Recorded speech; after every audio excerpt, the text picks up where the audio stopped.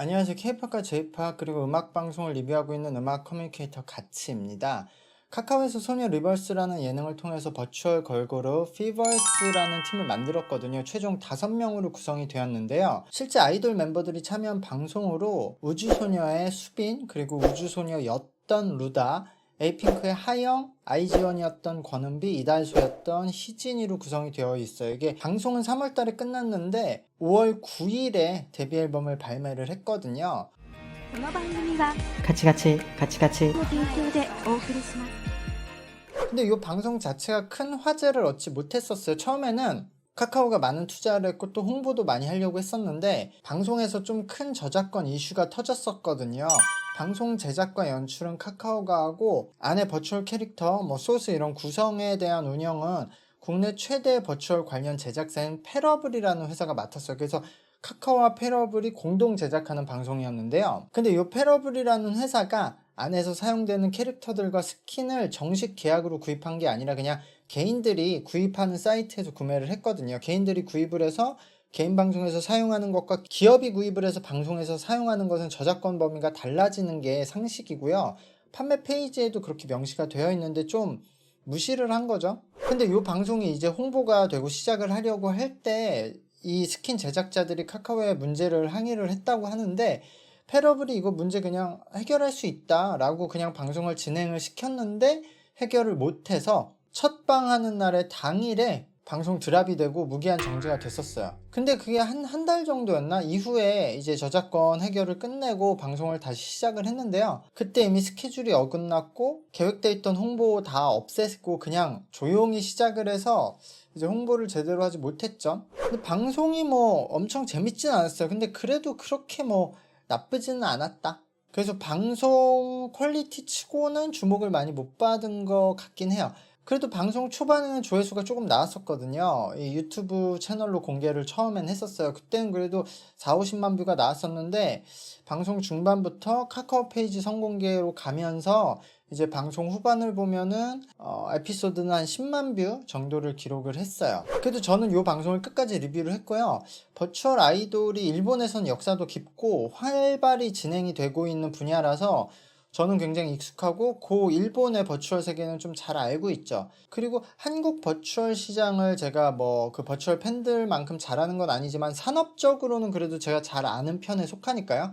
소녀 리버스도 그렇고 이세계 아이돌도 그렇고 그 로나 유니버스나 프리아 같이 아프리카 TV 쪽의 버추얼 아이돌도 저는 이제 정보는 다 받고 있거든요. 그래서 제가 이쪽 시장에 관심도 있고 저도 관련돼서 일을 하고도 있어요, 실제로. 그래서 어쨌든 이렇게 나온 데뷔 앨범을 봤는데 제목은 초예요. 이 곡이 방송의 파이널 경연 곡들이 만들어졌을 때 이것도 같은 시기에 만들어졌는데 그 중에서 이 곡은 이제 데뷔곡으로 쓰자 해서 빼놨던 곡이라고 들었어요. 그리고 앨범에는 방송에서 사용했던 곡들도 데뷔 멤버들의 버전으로 바꿔서 수록을 한 것 같은데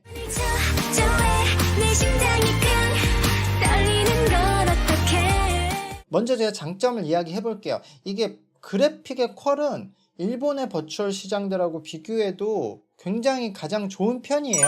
이 카카오라는 거대 자본의 힘을 잘 보여줬다. 이게 버추얼 그래픽 만드는데 사실 엄청나게 많은 인력을 갈아 넣어야 되거든요.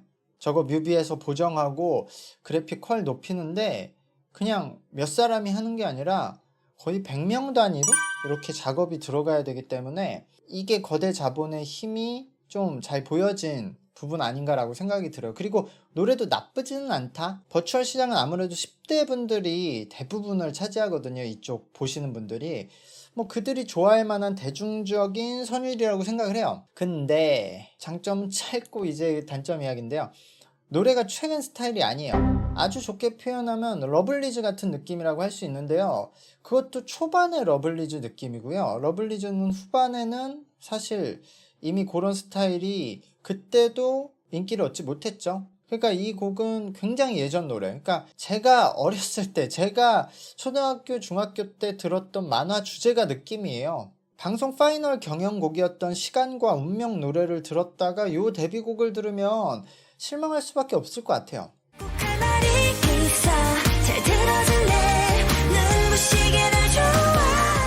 제가 이 부분에 대해서는 여러 차례 말을 했었는데요. 버추얼 세계라는 게 아직 그들만의 세계라는 느낌이 강하잖아요. 그리고 국내 서브컬처 음악 산업은 이제 막 시작을 하고 있기 때문에 여기에 전문가라는 사람이 없죠.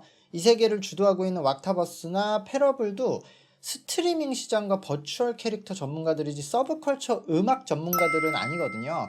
근데 이들이 인기도 많고 고정 팬덤이 워낙 많으니까 사실 이런 음악 작업을 할 때 기존 음악 산업에 유명하고 그 히트곡을 많이 가지고 있는 전문가들을 섭외하기는 쉬워요. 그래서 서브컬처에서 유명한 사람들이 데뷔를 하거나 이런 음악 작업을 할 때 유명한 프로듀서들과 항상 작업을 하게 되거든요.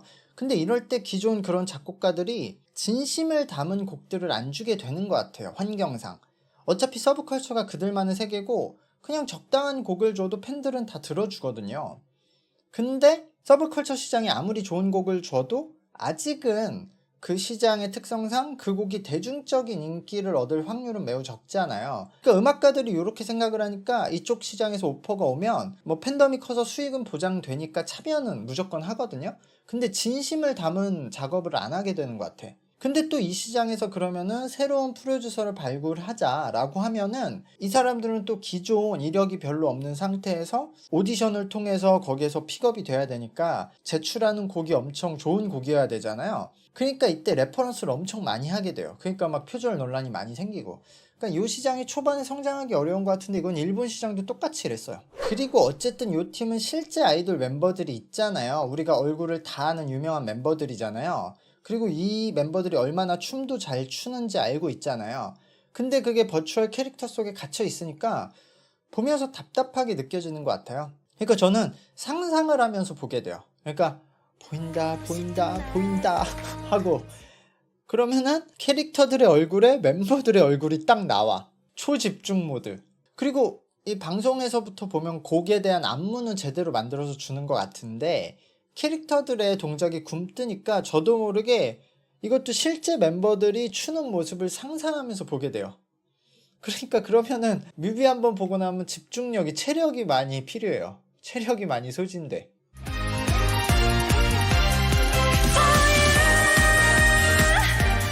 그리고 제가 뮤비의 퀄리티가 좋다고 말씀드렸는데요. 방송 전체를 봤던 사람으로서 느끼는 점은 역시 소스가 한정적이에요.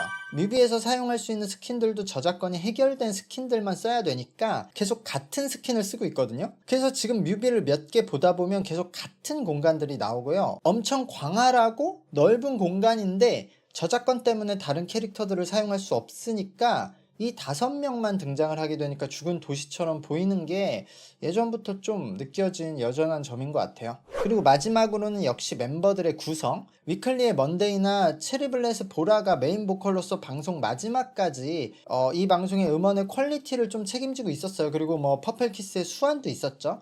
근데 이 셋이 모두 탈락을 했고요. 현재는 은비가 이 곡에서 메인 보컬을 맡고 있어요. 그리고 뭐 수빈이나 희진이도 괜찮은 보컬이에요. 그러나 메인 보컬의 충분한 멤버는 아니죠. 각자 팀에서 메인 보컬을 맡던 멤버도 아니잖아요. 그래서 곡의 보컬에서도 심심함이 느껴져요. 이거 기존 곡들 재녹음할 땐 어떻게 했을는지 모르겠네.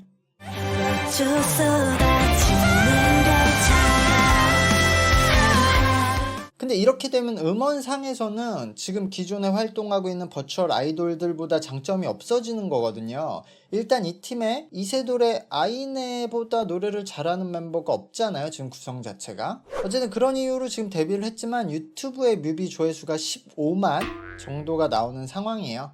사실 카카오에서는 이 방송이 진행되었을 당시에는 화제성이 너무 떨어졌지만 방송 종료 이후에 지금 2-3달 동안 하이라이트 클립이 카카오 TV에서는 계속 조회수가 증가를 했거든요. 그래서 뭐 200만, 300만 뷰도 나오고 그리고 기존의 버추얼 아이돌들과는 다르게 어쨌든 현실의 아이돌 멤버들이 다 공개된 채로 활동을 하고 있는 그룹이기 때문에 기존 버추얼 아이돌들과는 차별성도 가지고 있는 팀이고요. 국내에서 이 시장이 계속 크고 있기 때문에 빨리 시작을 해서 선점하는 효과도 있어서 뭐 장점도 가지고 있는 팀이긴 해요. 실제로 제가 작년부터 신생 아이돌 기획사들 이렇게 컨설팅 해주면 투자금은 적게 들고 수익의 리스크도 상대적으로 적기 때문에 이 버추얼 아이돌 시장으로 눈을 돌리는 제작사들이 많았거든요. 그래서 국내에서도 아이돌 시장에서 활동했던 음악가들이 계속 버추얼 시장으로 들어가고 있고 본격적으로 제작을 하는 회사들도 뭐 올해부터 내년부터 계속 나올 거거든요. 근데 아무리 이 팀을 장기적으로 본다고 해도 피버스의 당장 성적이 이렇게 너무 안 나오면 이 팀은 그냥 한동안은 방치될 가능성이 높아요. 그래서 피버스는 지금 데뷔 앨범을 내놨는데 2주가 지났는데 공식 활동은 라디오 출연 2개가 끄진 상태예요. 루다는 이거 믿고 우주소녀 탈퇴했는데, 물론 카카오는 초장기적으로 이 시장에 계속 투자를 할 예정이고 상황을 보면서 가능하면 이 팀을 다양하게 활용할 계획이 있다고는 하더라고요. 팬들은 그래서 그런 상황들을 좀 진득하니 기다려야 할 것 같아요. 참고로 보면 멤버들의 캐릭터가 소녀 리버스 때와는 약간 달라졌어요. 수정을 한 것 같고, 그리고 제가 이 방송을 리뷰할 때 마지막에 팀명이 피버스라고 발표되었을 때 내가 뭐 시벌스요 뭐요 뭐 이렇게 농담을 했었거든요. 근데 이후에 이 팀의 팬덤명을 온라인 투표로 선정을 했는데 시벌스로 선정이 되어 있어요. 그래서 진짜 시벌스임. 그리고 이 팀의 지금 멤버십 가입비가 4만원이에요. 이거 그 멜론에서 파니까 수수료 포함하면 어쨌든 한 45,000원 정도 될 것 같은데, 그래도 하영, 수빈, 루다, 희진, 은비의 팀인데 이 멤버십 가입하면 앨범을 주는 것 같거든요. 거기에 굿즈도 주고 NFT도 주는 것 같아요. 여기서 추첨해서 영상통화 이벤트도 하고, 그럼 거의 정가? 비싼 건 아닌 것 같은데요? 네, 뭐 CD랑 굿즈 산다고 생각하고 하면 될 것 같은데 이거 오늘까지 파는 것 같더라고요. 근데 제가 알기로 이 멜론에서 주는 NFT 이게 양도가 안 되는 걸로 알고 있어요. 그래서 판매를 할 수 없다고 알고 있는데 그 클립 앱에서 소장하는 건데, 이것도 나중에 다 인기가 높아지면 방법을 찾아내서 판매하겠죠. 클립 앱이 애초에 양도가 안 되나? 오늘 이야기는 여기까지입니다. 제가 또 무슨 소식이 있으면 전달을 하도록 하겠습니다. 구독과 좋아요 부탁드릴게요. 감사합니다. 안녕.